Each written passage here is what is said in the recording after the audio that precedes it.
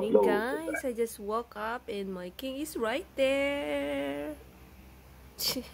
Diba? When I wake up, he's always there. Nice. Itong breakfast natin, guys. Oatmeal with banana, then coffee, diba? Yan po atong breakfast. So, my king is right there. Okay, guys, nakabis na tayo. Tapos na yung ating off day and now work again. Diba? Work hard, girl. It's okay. We need to sacrifice, diba? Let's go, guys. Be safe, everyone. And my king is right there watching movie. Watching movie. He says, I love you. See it, guys. My lunchtime na at work. Rice. Then, yung ulam namin nila ng pinsan ko kahapon. Tawag dito. Puso ng saging with fish, saluyot, avocado, and banana. Let's see it.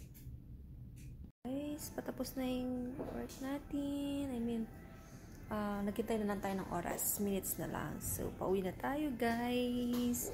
Magsasara tayo ng ating shop. Okay. Anong oras na ba? Wala pa ata. Sobrang aga.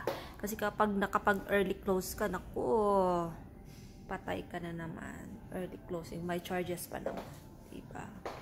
So, ito tayo, guys. Diba? Sandal-sandal tayo. Trabaho, guys.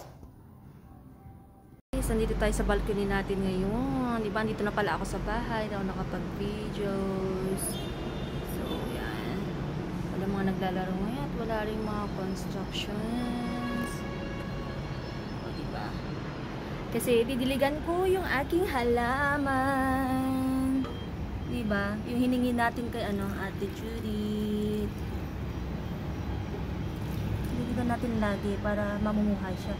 At dadami. Ayan. Diba? Cute na lang.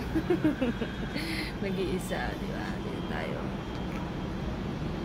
Next time, magbili ako ng upuan dito para makaupo din, makarelax-relax, diba? Fresh air. Lalo pagka winter time. Ngayon, summer time, so it's okay. Ang ganda dyan sa taas, so baka ano yan dyan. Ito lang alam. Super, pwede kang mag-relax-relax siguro dyan. I think so. I don't know. Diba? Ganda lang, guys. Nakaka-amaze ng mga style. Okay, guys, let's go inside now. Diba? Having black coffee before we going to sleep, guys. And ubi pandesal. Paborito ko talaga tong. Sarap talaga, guys.